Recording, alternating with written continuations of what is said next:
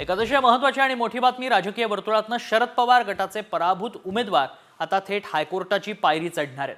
6 जानेवारीच्या आत प्रतिज्ञापत्र दाखल करण्यात येणार आहे। निवडणूक आयोगाचे नियम पाळले गेले नाहीत। शरद पवार गटाच्या पराभूत उमेदवारांनी हा दावा करत हायकोर्टाचे दरवाजे ठोठावले।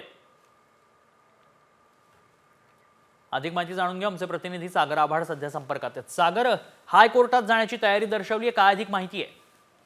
नक्की आपण जर बघितलं तर ईव्हीएम बाबत आणि त्या निवडणुकीच्या निकालाबाबत राष्ट्रवादी काँग्रेस पक्ष त्याचबरोबर महाविकास आघाडीचे काही नेते जे आहेत ते 6 तारखेला हायकोर्टात जाणार आहेत आणि त्या संदर्भात याचिका दाखल करणार आहेत। त्यापूर्वी ते महाराष्ट्रातील अनेक मतदारसंघात जाऊन ईव्हीएम हॅक कसं होऊ शकतं त्याचे प्रात्यक्षिक जे आहे ते सर्वांना दाखवणार आहेत आणि सर्व पराभूत उमेदवार एकत्र करून हायकोर्टात मोठी याचिका जी आहे ती दाखल करण्यात येणार आहे। या संदर्भात आता पुण्यामध्ये राष्ट्रवादी काँग्रेस पक्ष त्याचबरोबर महाविकास आघाडीच्या इतर नेत्यांच्या उपस्थितीमध्ये ईव्हीएम हॅक कसं होऊ शकतो याचा डेमो जो आहे तो आता सुरू आहे आणि या डेमोवरून ही याचिका जी आहे दाखल केली जाणार आहे। कारण की जे हा डेमो देत आहेत मेहता म्हणून ते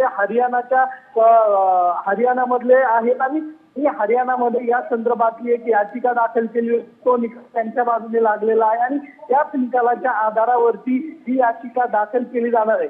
ईव्हीएम हॅक कसं होऊ शकतं याचं प्रात्यक्षिक सध्या सुरू आहे आणि हाच आधार घेऊन ही याचिका दाखल केली जाणार आहे। धन्यवाद सागर, आपण दिलेल्या सविस्तर माहितीसाठी।